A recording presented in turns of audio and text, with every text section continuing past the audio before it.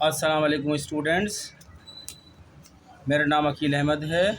अल्लामा Iqbal open university के lectures मैंने start किए हैं। अभी स्टैटिस्टिक इंट्रोडक्शन टू स्टैटिस्टिक का एक लेक्चर अपलोड कर चुका है, जो कि थ्योरेटिकल कॉन्सेप्ट यानी डेफिनेशन को क्लियर करना था। पहले मैं थ्योरेटिकल कॉन्सेप्ट क्लियर करा दूं, फिर प्रॉब्लम को सॉल्व करूंगा, क्योंकि स्टैट्स के अंदर अगर थ्योरेटिकल कॉन्सेप्ट क्लियर नहीं होगा तो प्रॉब्लम हल करने में प्रॉब्लम पैदा होती रहेगी। तो ये किताब आपकी शक्ल दिखा देता हूँ मैं। किताब आपके पास होगी, है निकाल लें। इंट्रोडक्शन टू बिजनेस, जिसका कोर्स कोड नंबर 1350 है।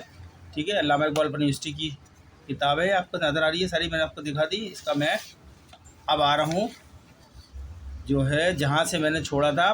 पिछला लेक्चर अपना जो लास्ट लेक्चर छोड़ा था वो यहाँ से छोड़ा था। यहाँ तक मैंने जो है ये डेफिनेशन मुकम्मल कर दी थी। आज ये यहाँ से पढ़ते हैं थ्योरेटिकल कॉन्सेप्ट।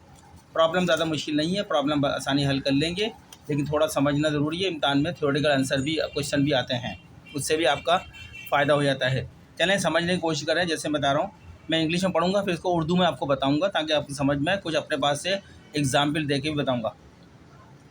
चलें पढ़ते हैं। ऑल डेफिनेशंस क्लियरली, ये पेज नंबर 4 है आपकी किताब का, पेज स्टैटिस्टिक का यूनिट नंबर 1 का पेज नंबर 4। ठीक है, 1.1 के अंदर हम चल रहे हैं, पेज नंबर 4 पे हैं। All definition clearly point out the 4 aspect of statistics, ये आपकी हेडिंग है इसके अंदर। ठीक है,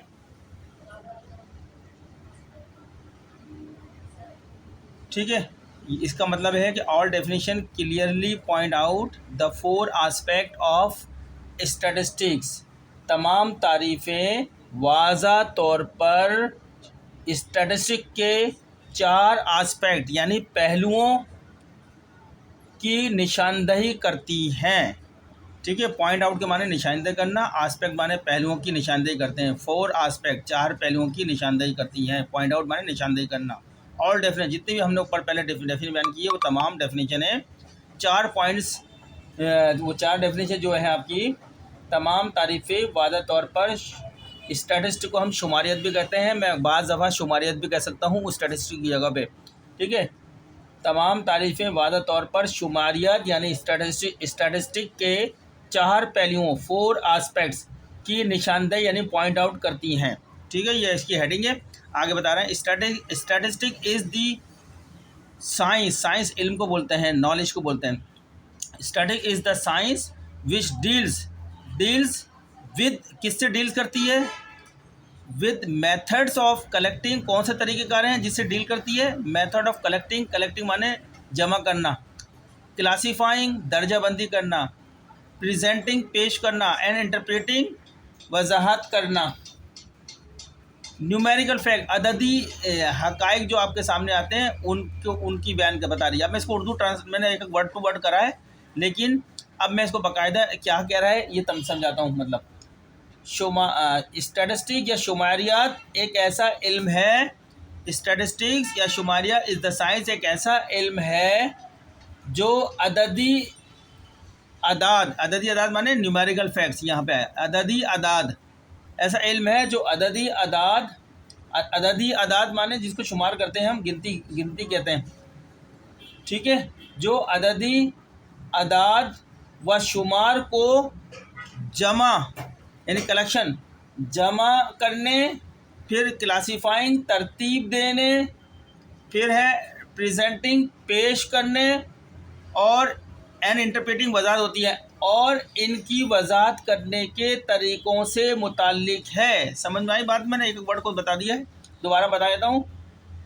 स्टैटिस्टिक्स एक ऐसा इल्म है जो न्यूमेरिकल फैक्ट्स यानी अददी अदाद व शुमार को जमा करने यानी कलेक्शन होती है, जमा करने, तरतीब देने, पेश करने और इनकी वजाहत करने के तरीक़ों से मुताल्लिक है। ठीक है, अब फंक्शन ऑफ स्टैटिस्टिक यानी शुमारिया स्टैटिस्टिक के काम क्या क्या हैं, ये 4 तरीके बताएं, वही बता रहे हैं यहाँ पे। ठीक है, स्टैटिस्टिक हैज़ 4 मेजर फंक्शन, शुमारियत के 4 अहम काम हैं। फंक्शन माने काम, मैं आसान उर्दू में बताया जा रहा हूँ, आपको समझते जाएं। ठीक है, नंबर 1 सबसे पहला काम क्या है? डेटा यानी मालूमात को जमा करना। डेटा माने मालूमात, इसको क्या करना है, कलेक्शन जमा करना है। सबसे पहला काम है हमें हमारे पास जो डेटा है, जो मालूमात है, जो इन्फॉर्मेशन है, उसको इकट्ठा करना है। जमा करना है या इकट्ठा करना है, पहला काम। दूसरा काम क्या है, जब इकट्ठा हो जाए हमारे पास मालूमात, तो उस मालूमात को क्या करते हैं, डेटा को ही मालूमात कहते हैं। डेटा को पेश करना, अब उसको हम कितने अच्छे तरीके से पेश कर सकते हैं उस मालूमात को। प्रेजेंटेशन ऑफ डेटा, डेटा को पेश करना यानी तरतीब और ग्राफ वगैरह के ज़रिए दिखाना। पेश करने का मतलब दिखाना है, किसी ग्राफ के ज़रिए से, किसी तरतीब के ज़रिए से, किसी चार्ट के ज़रिए से, किसी टेबल के ज़रिए से हम दिखाते हैं ना, इसी को हम प्रेजेंट करना बोलते हैं।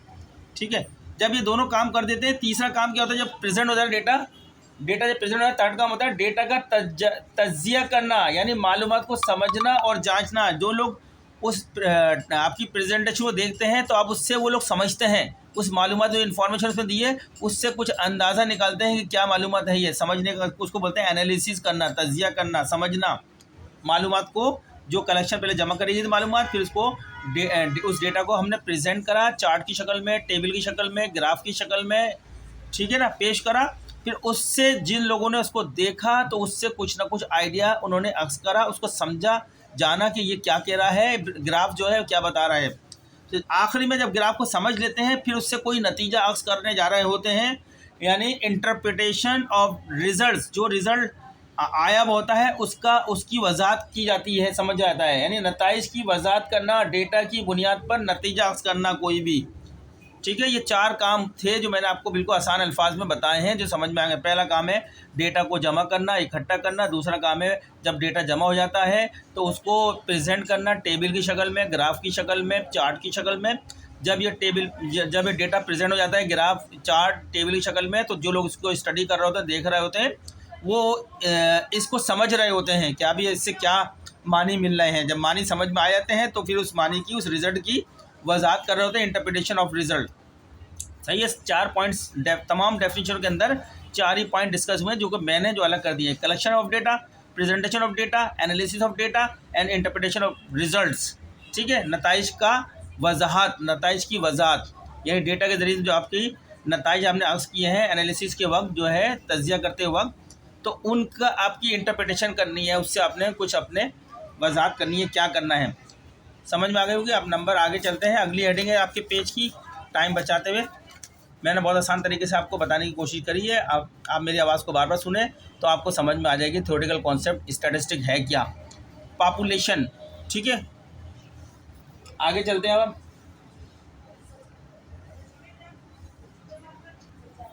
अभी मैं सोच रहा हूँ कि इससे पहले कि मैं पॉपुलेशन की तरफ चलूँ इस हेडिंग की, इनको थोड़ा एग्जाम्पल से भी समझा दूँ आपको ये चारों पॉइंट्स को। ठीक है, अब पहले इन्फॉर्मेशन पहला है आपका कलेक्शन ऑफ डेटा को समझाता हूँ, दोबारा बताता हूँ आपको। ये वो मरहला है जिसमें मुख्तलिफ ज़राए से मालूमात इकट्ठी की जाती हैं, यानी वो प्रोसेस है, वो मरहला है, ठीक है, डेटा का, जिसमें मुख्तलिफ ज़राए से, मुख्तलिफ सोर्सेज से इंफॉर्मेशन या डेटा को इकट्ठा किया जाता है।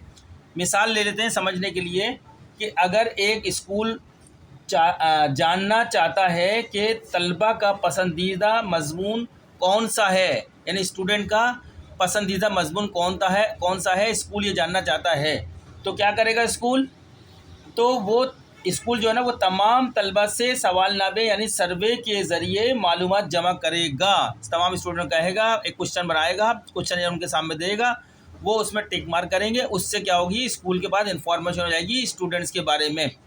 ठीक है, एक तरीका ये।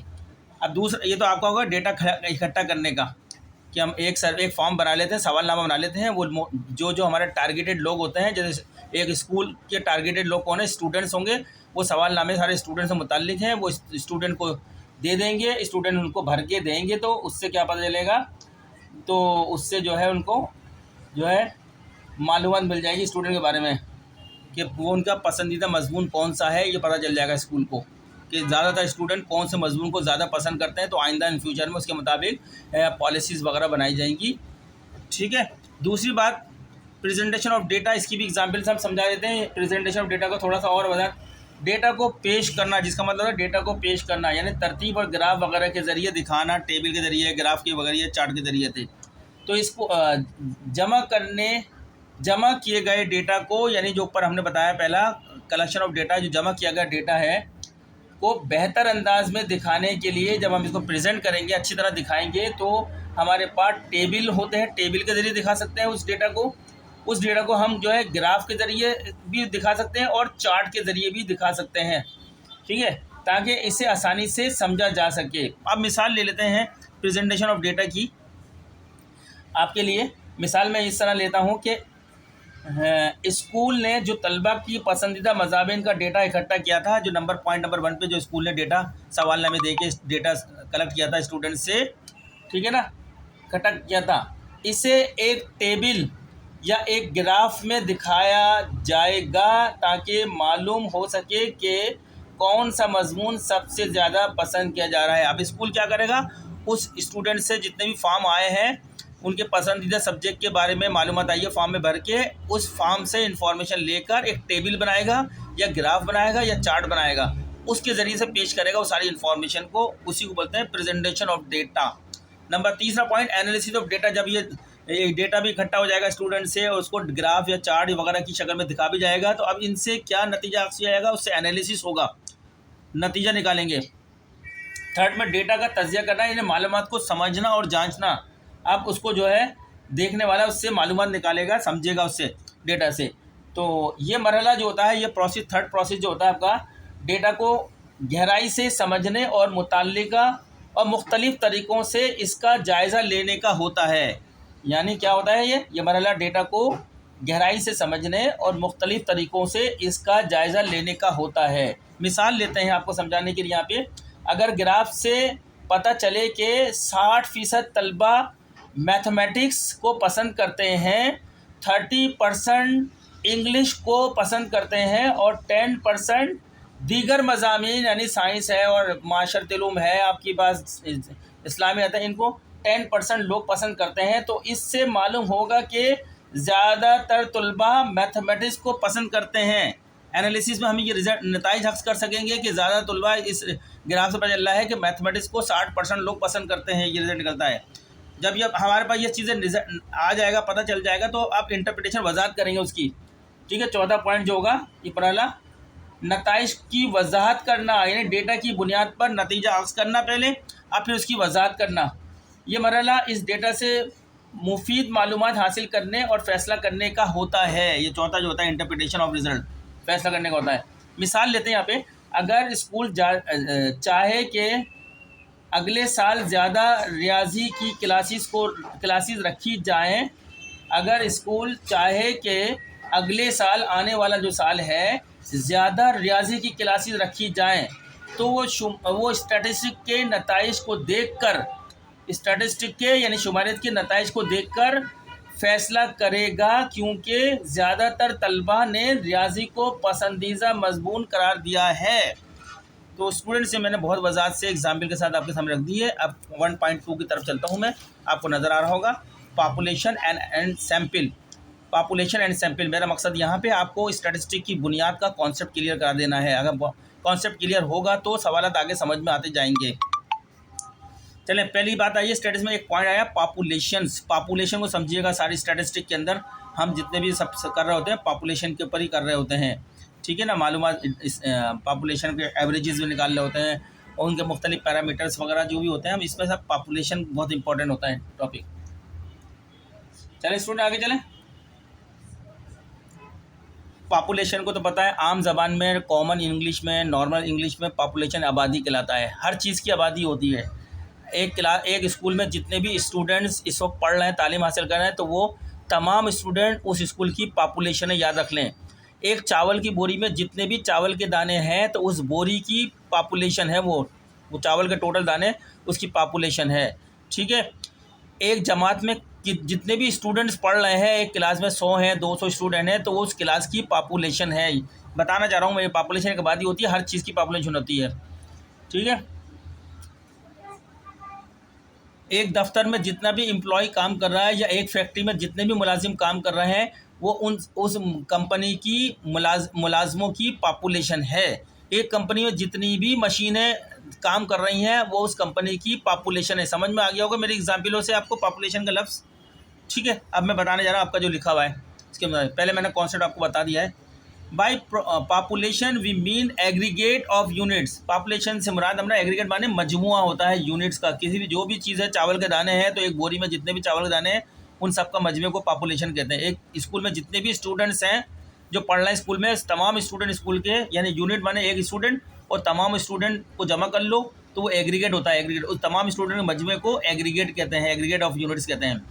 विच are under investigation according to some predetermined objective. Investigation माने तहकीक करना, तफ्तीश करना, मालूम करना, नताइज अक्स करना, जांचना, ठीक है, बहुत सारे मामला होते हैं। विच आर जो कि आर अंडर इन्वेस्टिगेशन, जो ज़ेरे तफ्तीश होते हैं, ज़ेरे तहकीक होते हैं। According to some predetermined objective, पहले से कुछ मकासद तय किए जाते हैं उनके तहत। And are available in specified area, और ख़ास एरिया के अंदर होते हैं वो। जैसे चावल के दाने हैं तो एक ख़ास चावल के दाने की बोरी के अंदर ही जितने भी चावल के दाने हैं वो उसका स्पेसिफाइड एरिया है। एक स्कूल में जितने भी स्टूडेंट्स हैं वो पढ़ रहे हैं तो वो सारे स्टूडेंट पॉपुलेशन है, लेकिन उनका स्पेसिफाइड एरिया कौन था? स्कूल का दायरा कार है, स्कूल से बाहर नहीं है। एक क्लास में जितने भी स्टूडेंट्स हैं तो वो क्लास उनका दायरा कार है, स्पेसिफाइड एरिया है। At a specified time period, किसी खास वक्त के ऊपर मालूम करना चाहते हैं। हर टाइम निकलता रहता है, चेंजिंग आती रहती है, लेकिन जो भी मालूम करेंगे किसी खास वक्त का डेटा लेंगे, किसी खास वक्त में कोई चीज़ मालूम करेंगे, ठीक है। ये अब मैं इसको तरतीब से बता देता हूँ क्या कह रहा है ये, मैंने वर्ड टू वर्ड बता दिया है।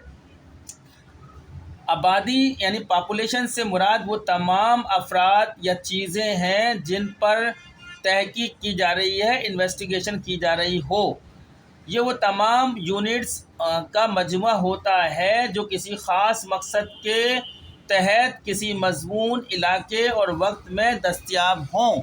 ये इस लाइन का मैंने मतलब बता दिया है। आप मेरी आवाज़ को दोबारा रिपीट करिएगा, समझ में आ जाएगी। अच्छा, आबादी की अब आगे चलते हैं।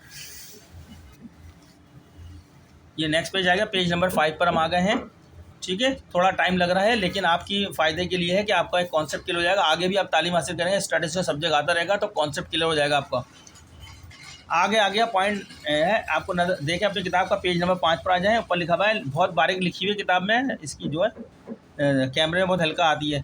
पॉपुलेशन इज़ ऑफ 2 टाइप्स, ठीक है, आबादी और नमूना।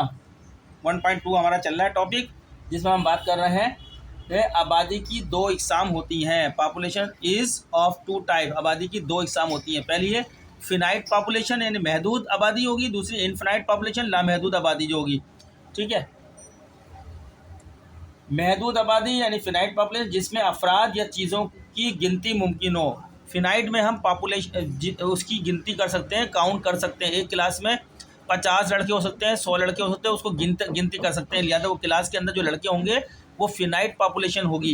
एक स्कूल में जितने भी स्टूडेंट उन सबको गिना जा सकता है, लिहाजा उन सबको गिन सकेंगे तो वो फिनाइट पॉपुलेशन होगी। जो चीज़ हम गिन सकें, काउंट कर सकें, वो फिनाइट पॉपुलेशन है। और जो काउंट ना की जा सके, जैसे हमारे सर के बाल हैं, सर की जो हर इंसान की अपने सर की एक पॉपुलेशन होती है, सर के बाल गिने नहीं जा सकते, इतने सारे हैं कि उसको इनफिनाइट पॉपुलेशन बोलेंगे। चावल की बोरी में इतने सारे दाने हैं कि उसको गिनना आसान नहीं है, तो इनफिनाइट पॉपुलेशन हो जाएगी, ठीक है ना। चलेंगे, तो मैंने दे दिया। अब मिसालें देता हूँ मैं और। लामहदूद आबादी यानी इनफिनाइट पॉपुलेशन मीन लामहदूद आबादी, इनफिनाइट पॉपुलेशन मीन लामहदूद आबादी, जिसमें अफराद यानी इंडिविजुअल या चीज़ों को तादाद इतनी ज़्यादा हो कि गिनती मुमकिन ना हो। बता दी थी मैंने ये। अब मैं एग्जाम्पल देखते हैं, इन्होंने मिसालें दी हैं। जैसे ऑल रजिस्टर्ड वोटर इन इस्लामाबाद सिटी, इस्लामाबाद सिटी में जितने भी रजिस्टर्ड वोटर हैं, रजिस्टर्ड हुए में वो सब गिने जा सकते हैं, काउंट किए जा सकते हैं। कितने वोटर हैं? 1 लाख, 2 लाख, 5 लाख, 6 लाख, 1 करोड़, 2 करोड़, ठीक है ना। तो क्या होगा? वो फिनाइट पॉपुलेशन होगा, number 1। All students of Allama Iqbal open university, Allama Iqbal university में जितने भी स्टूडेंट सबको गिना जा सकता है, रजिस्टर में रिकॉर्ड देख के काउंटिंग कर सकते हैं। वो सारे स्टूडेंट भी फिनाइट पॉपुलेशन का हिस्सा है, यानी महदूद आबादी का हिस्सा हैं। All daily minimum temperatures in January for major Pakistan cities, यदि जनवरी के महीने में पाकिस्तान के बड़े बड़े शहरों का कम से कम दर्जा हरारत, ये भी काउंट कर सकते हैं। ये तो आपकी एग्जाम्पल हो गई फिनाइट की, यानी महदूद की, जो गिनी जा सकती हैं। अब दूसरी आ रही एग्जाम्पल आपकी अभी, और इनफिनाइट की मैंने एग्जाम्पल आपको दे ही दी है, जो गिनी नहीं जा सकती है। जैसे चावल की बोरी में कितने दाने हैं उनको हम गिन नहीं सकते, एक बोरी के अंदर सर के ऊपर कितने सारे बाल हैं उनको गिना नहीं जा सकता, ठीक है ना। 2 तरीके का पॉपुलेशन है फिनाइट और इनफिनाइट। जो गिना नहीं जा सकता वहाँ पर हम क्या कर सकते हैं, मदद कैसे ले सकते हैं, सैंपल से ले सकते हैं। वहाँ सैंपल को इस्तेमाल किया जाता है जहाँ काउंट आसानी से काउंट करना बहुत मुश्किल हो, काउंट नहीं किया जाता, वहाँ पे कुछ चीज़ों का हम सैंपल ड्रॉ कर लेते हैं, 100 का, 200 का, 500 का, और उन सैंपल से जो रिजल्ट आता है उसकी बुनियाद पे पूरी पॉपुलेशन पे रिजल्ट अप्लाई कर देते हैं। समझ गए ना।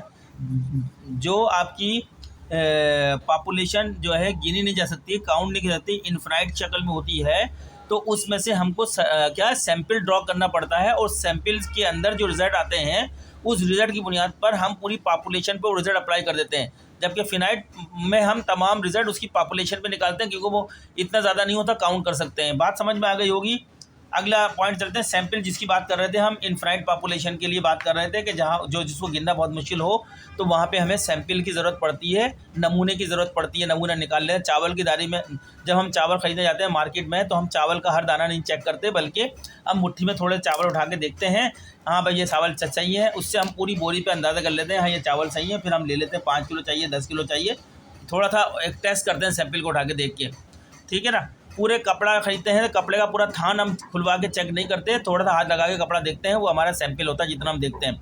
उसकी बुनियाद पे हम पूरा अंदाज़ा कर लेते हैं और अपना ऑर्डर प्लेस करें या ना करें उस वक्त हम एक्शन ले लेते हैं। ठीक है, समझ में आ गई। नमूना क्या होता है, नमूने की बुनियाद पे ऐसी पॉपुलेशन जिसको हम काउंट नहीं कर सकें, जिसको हम गिन नहीं सकें, जिसकी मेजरमेंट नहीं कर सकें हम डायरेक्टली पूरी पॉपुलेशन थे, तो वहाँ पर हम कुछ उसका एक हिस्सा, कुछ पार्ट जो है कुछ उसको ड्रॉ कर लेते हैं, और उसकी बुनियाद पर हम पूरी पॉपुलेशन का ऊपर फैसला अप्लाई कर देते हैं जो उसका आ रहा होता है। बहुत मैंने वजाहत से बता दी गई है। चलें आप पढ़ते हैं सैंपल क्या कह रहा है, इसको मैंने पहले एक्सप्लेन तो कर दिया है, अब पढ़ता हूँ उसको। और रिप्रेजेंटेटिव पार्ट यानी नुमाइंदा हिस्सा होता है, ये नुमाइंदा पार्ट होता है, यानी रिप्रेजेंटेटिव पार्ट यानी आबादी का एक ऐसा हिस्सा, पॉपुलेशन का एक ऐसा हिस्सा, सैंपल जो नमूना होता है उस पॉपुलेशन में से कुछ हिस्सा उठाया जाता है, निकाला जाता है, और population which is under investigation is called a sample, यानी आबादी का एक ऐसा नुमाइंदा रिप्रेजेंटेटिव हिस्सा जो तहकीक के लिए मुंतखब किया जाए, इसे नमूना कहते हैं। तहकीक क्या होती है, हम हाथ में लेते हैं और फिर उसको चावल को देखते हैं कि ये कैसा चावल है, अच्छा चावल है या नहीं है, लेना चाहिए नहीं चाहिए, वो हमारी तहकीक उस वक्त खड़े होकर तहकीक कर रहे होते हैं, इन्वेस्टिगेशन कर रहे होते हैं, और वहीं हम उसका रिज़ल्ट निकाल लेते हैं तो हम उसको ख़रीद लेते हैं, और नहीं ख़रीदते तो हम रिज़ल्ट निकाल लेते हैं कि नहीं सही नहीं है, पूरी बोरी पे अप्लाई कर देते हैं, सही नहीं है, लेना बेकार है। ठीक है, अब ये following figures illustrates the idea of population and sample. देखिए ये इन्फिनिट पॉपुलेशन है, ठीक है, ये थोड़ी सी कम है पॉपुलेशन, एक गिनती कर सकते हैं, ये बहुत सारी है, ये इतनी बड़ी पॉपुलेशन थी, उसका एक हिस्सा ड्रॉ कर लिया, और उस हिस्से को जो ड्रॉ करा है, सैंपल ड्रॉ करा है इतना, जो हमने सैंपल ड्रॉ करा है, इस सैंपल की बुनियाद पे पूरी पॉपुलेशन पे वो रिजल्ट अप्लाई कर देंगे। और हमने पूरी पॉपुलेशन को अपनी तहकीक का हिस्सा नहीं बनाया, बल्कि उसका कुछ हिस्सा निकाला बाहर, और उस हिस्से के ऊपर जो हमारे रिजल्ट आए उस पूरी पे अप्लाई कर दिया। जैसे चावल की बोरी में तो कुछ एक मुट्ठी भर के चावल निकाले, इतने दाने निकाले, और उनको देखा तो हमें अच्छे लगे तो हमने अप्लाई कर दिया, पूरी बोरी में अच्छे चावल हैं। ठीक है, ये आपको बता दी मैंने। अब है अगला 1.3 पैरामीटर्स। पैरामीटर के ऊपर आ जाते हैं, पैमाना जिसको कहते हैं, पैमाना। पैरामीटर्स क्या होता है, पैमाना। The numerical characteristics of population is known as parameter. मतलब क्या है, मतलब ये है कि आबादी यानी पॉपुलेशन की अददी यानी न्यूमेरिकल खुसूसियत, खुसूसियत किसका मतलब क्या है, कैरेक्टरिस्टिक, खुसूसियत को पैमाना पैरामीटर कहा जाता है। आबादी की अददी खुसूसियत को पैमाना कहा जाता है। न्यूमेरिकल कैरेक्टरिस्टिक खुसूसियत होती है, अददी खुसूसियत, न्यूमेरिकल कैरेक्टरिस्टिक माने अददी खुसूसियत, और पॉपुलेशन आबादी की इज़ नोन एज पैरामीटर, तो वो क्या कहलाती है, पैरामीटर कहलाती है। ठीक है, मैं आपकी किताब आपको पढ़ के बताता जा रहा हूँ, मतलब उर्दू आपको चूँकि ज़बान है आसानी समझ में आ जाएगी अपनी ज़बान में बात, वरना तो अंग्रेज़ी में तो आपके सामने लिखी हुई, आपको खुद अंदाज़ा होगा कि कितनी समझ में आ रही है या कितनी नहीं। आगे स्टैटिस्टिक, एस नहीं लगाएंगे, एस लगा देंगे स्टैटिस्टिक्स हो जाएगी, खाली स्टैटिक लगाएंगे। स्टैटिक माने शुमारिया, और स्टैटिस्टिक एस लगा देंगे तो शुमारियात हो जाएगी। ठीक है ना, खाली शुमारिया। The numerical characteristic of sample is known as statistic.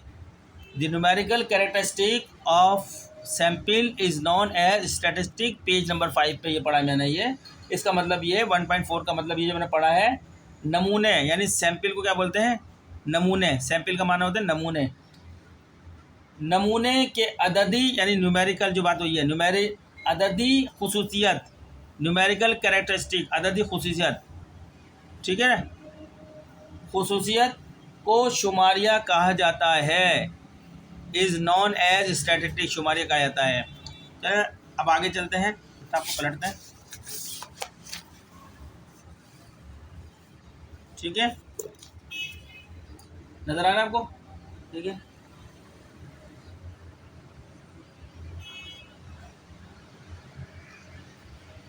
इससे पहले हम इसको पढ़ें थोड़ा सा, जो अभी हमने पिछला पढ़ा है उसको और थोड़ा वजाहत कर लेते हैं उसकी, शायद मिसालों से भी समझ में आ जाए। और मैं वजाहत करता हूँ इसको, मैं समझ रहा हूँ कि शायद आपको समझ में नहीं आया, थोड़ी सी और वजाहत कर देना ज़रूरी है। जब हमने इतना टाइम लगाया है तो थोड़ी सी और वजाहत कर दें जो अभी हमने पीछे पढ़ी है, ठीक है ना। पॉपुलेशन को, सैम्पल को, स्टैटिस्टिक को, पैरामीटर को, जो अभी हमने पढ़ा है।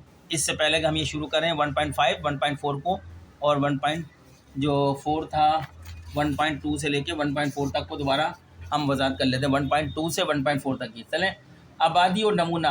1.2 में बताया आबादी और नमूना यानी पॉपुलेशन एंड सैम्पल, ये दोनों की बात की गई है उस 1.2 के अंदर। तो आबादी पे पहले बात कर लेते हैं। आबादी यानी पॉपुलेशन क्या है, पहले आपको पता नहीं है स्टैटिस्टिक में जो पॉपुलेशन का लफ्ज़ इस्तेमाल हो रहा है ये क्या है। इसको मैं इस तरह बयान करता हूँ कि आबादी यानी पॉपुलेशन से मुराद वो तमाम अफराद, वो तमाम चीज़ें या डेटा पॉइंट्स हैं जिन पर तहकीक की जा रही हो, यानी इन्वेस्टिगेशन की जा रही हो।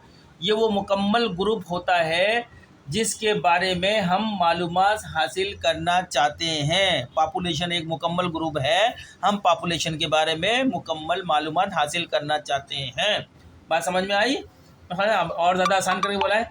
आबादी की इकसाम पॉपुलेशन बताई गई हैं, 2 किस्म की हैं आपके पास। एक महदूद आबादी यानी फिनिट पॉपुलेशन, जिसमें अफराद या चीज़ों की तादाद महदूद हो और गिनती मुमकिन हो, जिसमें अफराद या चीज़ों की तादाद महदूद हो, लिमिटेड हो और उनकी गिनती मुमकिन हो, ठीक है, उनकी काउंटिंग मुमकिन हो। और दूसरी बताई थी लामहदूद आबादी यानी इनफिनाइट पॉपुलेशन। अब इसको इन्फिनिट पढ़ते होंगे या इन्फिनाइट, मैं इन्फिनाइट पढ़ रहा हूँ लेकिन दोनों तरीके से पढ़ते हैं लोग, मुझे अब इतनी अच्छा नहीं पता।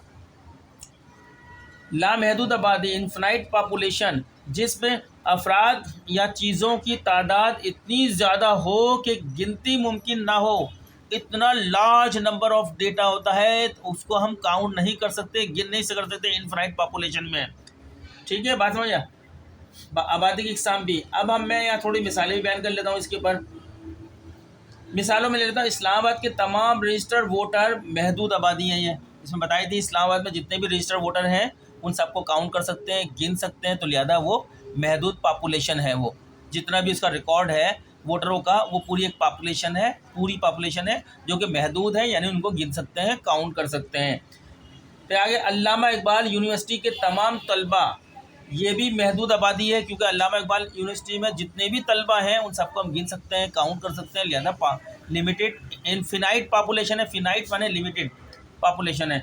इसी तरीके से समंदर में मौजूद तमाम मछलियाँ, आपने देखो समंदर के अंदर जितनी मौजूद है, कोई भी शख्स दुनिया में समंदर में मौजूद मछलियों को गिन नहीं सकता, अनलिमिटेड है, अनकाउंटेबल है, गिनती नहीं की जा सकती। तो ऐसी मछलियों की जितनी भी टोटल समंदर में तादाद है जिसको हम गिन नहीं सकते, वो क्या कहलाएगी? Infinite population. इनफिनाइट पॉपुलेशन यानी लामहदूद आबादी, लामहदूद आबादी मछलियों की समंदर में। दुनिया में पैदा होने वाले तमाम इंसान, लामहदूद आबादी, ये भी हम एक काउंट नहीं कर सकते। दुनिया में पैदा होने वाले तमाम इंसानों को कुछ ना कुछ डेटा रह ही जाता है, तो लिहाजा ये भी लामहदूद आबादी है, ठीक है ना, इनफिनाइट पॉपुलेशन। अब हम बात हैं अगला पॉइंट, नमूना यानी सैंपल क्या है ये देखते हैं। पॉपुलेशन तो हमने अच्छी तरह समझ लिया, पॉपुलेशन का ये एक हिस्सा होता है जो निकालते हैं सैंपल की शक्ल में। जब पॉपुलेशन बहुत बड़ी होती है, बहुत बड़ी तादाद में होती है, ना गिनी नहीं जा सकती, तो उसमें से हम उसका रिज़ल्ट कैसे निकालें उसके हम कुछ मालूम करना चाहते हैं। तो हम उसमें से कुछ जो है सैंपल ड्रॉ करते हैं, कुछ नमूना निकालते हैं, उस नमूने को अपने टेस्ट करते हैं, तहकीक करते हैं, और उस नमूने का जो रिज़ल्ट आता है वो उस पूरी पॉपुलेशन पे हम अप्लाई कर देते हैं स्टैटिस्टिक्स के अंदर। समझ रहे हैं ना स्टूडेंट्स? तो हम नमूने की तरफ आते हैं। नमूना या सैंपल क्या है? चूँकि पूरी आबादी का मुताला करना अक्सर मुमकिन नहीं होता है, चूँकि पूरी आबादी का मुताला करना अक्सर मुमकिन नहीं होता है, इसलिए आबादी के एक मखसूस और नुमाइंदा यानी रिप्रेजेंटेटिव हिस्से को मुंतखब किया जाता है, जिसे नमूना या सैंपल कहते हैं। बात समझ में आ गई होगी, रिपीट करना मेरी बात को दोबारा समझने के लिए, ठीक है। अब मैं इसकी मिसालें आपको देता हूँ। अगर हम इस्लामाबाद के तमाम वोटर्स पर तहकीक करना चाहें, अगर हम इस्लामाबाद के जितने भी रजिस्टर्ड वोटर हैं, जो स्टाफ में रजिस्टर्ड वोटर हैं, उन पर तहकीक करना चाहें, मालूमात करना चाहें, तो हम 1000 वोटर का इंतखाब कर सकते हैं। ये हमारा नमूना होगा। हम तमाम वोटर के ऊपर जो है तहकीक करना चाह रहे हैं, लेकिन हर वोटर के घर पे जाना मुमकिन नहीं है, उनसे पूछना मुमकिन नहीं है, बल्कि उनमें से 1000 का सैंपल ले लिया, वहाँ से उनके घरों पर जाके मालूमात ले ली, तो ये मुमकिन हो गया। 1000 को लाखों करोड़ों के घर पे जाना बहुत मुश्किल है, लेकिन उनमें से 1000 का सैंपल ले लिया। उस सैंपल से जो हमें रिज़ल्ट आया, तो हम पूरी करोड़ों की जो पॉपुलेशन वोटर रजिस्टर है उस पर अप्लाई कर देंगे उस रिज़ल्ट को, ठीक है। इसको सैंपल है, ये इनफाइनाइट पॉपुलेशन के अंदर होता है। अगर यूनिवर्सिटी के तमाम तलबा का डेटा लेना मुश्किल हो, अगर आपकी यूनिवर्सिटी में 1 लाख स्टूडेंट्स हैं और 1 लाख स्टूडेंट का डेटा लेना हमारे लिए बहुत मुश्किल हो, तो हम क्या करेंगे, उनमें से 500 का या 1000 स्टूडेंट को ले लेंगे, डेटा उठा लेंगे, और उस डेटा को हम अपनी तहकीक का हिस्सा बनाएंगे। उससे जो नताइज हासिल होंगे, वो नताइज हम पूरी यूनिवर्सिटी के लाखों वो स्टूडेंट्स के ऊपर अप्लाई कर देंगे। उसका जो भी रिज़ल्ट आएगा, वो अच्छा हो या बुरे में रिज़ल्ट आए हमारी तहकीक के मुताबिक। सही है, समझ में आ गया होगा आपको सैंपल भी। आगे चलते हैं। 1.3 के अंदर हमने पढ़ा था ऊपर, पैमाना यानी पैरामीटर क्या है। पैमाना आबादी की अददी यानी न्यूमेरिकल खुसूसियत को कहा जाता है। यानी अगर हम पूरी आबादी से मुतल्लिक कोई औसत यानी मीन बोलते हैं, औसत को, एवरेज को क्या बोलते हैं, औसत का एक इंग्लिश में नाम होता है एवरेज होता है, और एवरेज का और जो स्टैटिस्टिक्स में नाम बताया मीन, जिसे हमें कैलकुलेट करेंगे आगे चैप्टर में। मीन, MEAN, मीन माने औसत, एवरेज, और आगे फीसद यानी परसेंटेज या किसी और किस्म का अददी नतीजा निकालें तो इसे पैमाना कहा जाता है। दोबारा पढ़ रहा हूँ, पैमाना आबादी की अददी खुसूसियत को कहा जाता है। यानी अगर हम पूरी आबादी से मुतल्लिक कोई औसत या फ़ीसद या किसी और किस्म का अददी नतीजा निकालें तो इसे पैमाना यानी पैरामीटर कहा जाता है। मिसालें, अगर इस्लामाबाद के तमाम वोटर में से 60% किसी ख़ास उम्मीदवार को वोट देना चाहते हैं, तो ये आबादी का पैमाना यानी पॉपुलेशन पैरामीटर होगा। एक और एग्जाम्पल लेते हैं, अगर पूरी यूनिवर्सिटी के तलबा का इम्तहान नताइज का औसत 70% है, तो ये पैमाना यानी पैरामीटर होगा। चलिए 1.4 को पढ़ते हैं, जो लास्ट पॉइंट पढ़ा था हमने, शुमारिया यानी स्टैटिस्टिक क्या है। स्टैटिस्टिक क्या है?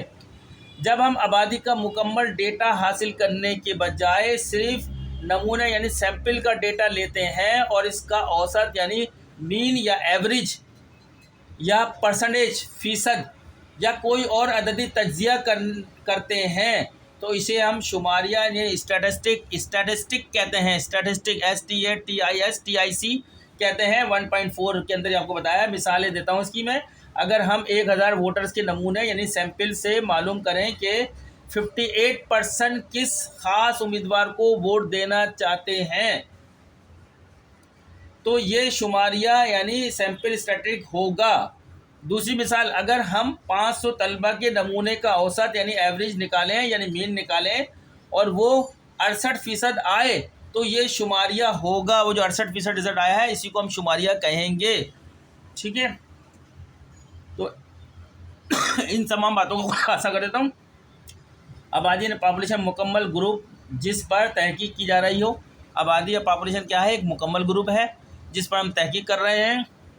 नमूना सैंपल क्या है? आबादी का एक छोटा हिस्सा जो तहकीक के लिए मुंतखब किया गया हो, सेलेक्ट किया गया हो इन्वेस्टिगेशन के लिए। पॉपुलेशन का एक स्मॉल पार्ट जो इन्वेस्टिगेशन के लिए मुंतखब किया गया हो, सेलेक्ट किया गया हो, उसे हम नमूना यानी सैंपल कहते हैं। पैमाना पैरामीटर, आबादी की अददी खुसूसियत यानी न्यूमेरिकल कैरेक्टरिस्टिक जिसे तमाम वोटर की औसत यानी एवरेज उम्र यानी एवरेज एज होती है, यह तमाम तलबा के इम्तहानी नताइज का औसत या एवरेज कहते हैं ये आपका, ठीक है। इसको पैरामीटर कहेंगे। शुमारिया यानी स्टैटिस्टिक, नमूने को की अददी खुसूसियत, जैसे 500 तलबा के इम्तहानी नताइज का औसत जो भी एवरेज आएगा उसको हम शुमारिया कहेंगे। याद रखें, पैमाना पूरी आबादी से मुताल्लिक होता है, जबकि शुमारिया नमूने से मुताल्लिक होता है, सैम्पल से मुताल्लिक होता है। सैम्पल से मुताल्लिक जो रिज़ल्ट आएगा उसको नमूना बोलेंगे, यानी सैम्पल उसके अंदर स्टैटिस्टिक कहेंगे उसको, ठीक है। जो पॉपुलेशन रिज़ल्ट आएगा वो उसे हम क्या बोलेंगे, पैरामीटर कहेंगे। पॉपुलेशन से जो रिज़ल्ट हासिल करेंगे हम वो पैरामीटर होगा, यानी मीन जो हासिल करेंगे, एवरेज जो हासिल करेंगे वो पैरामीटर कहलाएगा। सैम्पल से जो हम मीन हासिल करेंगे या एवरेज हासिल करेंगे उसको स्टैटिक कहेंगे। बहुत वजाहत से मैंने इसको बताया है। आगे चलते हैं।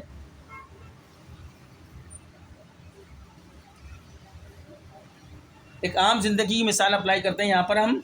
फ़र्ज़ करें कि आप जानना चाहते हैं कि पाकिस्तानी अवाम की औसत आमदनी कितनी है। ये इन्हीं जो हमने 1.2 से लेकर 1.4 बात करी है उसमें मैं अपने पास से एक एग्जांपल दे रहा हूँ।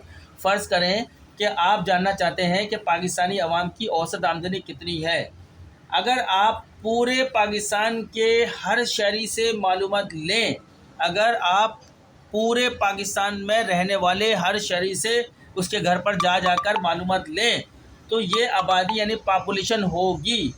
और जो औसत आमदनी आप निकालेंगे वो पैमाना यानी पैरामीटर होगा, यानी पूरे घर पाकिस्तान के हर घर में जाएंगे और उनसे मालूमात लेंगे। उन तमाम मालूमात की बुनियाद पर हम कोई एवरेज निकालेंगे तो वो जो हमारा एवरेज होगा उसको हम पैरामीटर कहेंगे। सही है, समझ गए बात को। इसी तरीके से आगे हम बात करने जा रहे हैं स्टैटिक की। अगर आप सिर्फ 10,000 अफराद का डेटा लें, पाकिस्तान के हर घर पे नहीं जाएं लोगों से मिलने के लिए, बल्कि 10,000 घर को सेलेक्ट कर लें।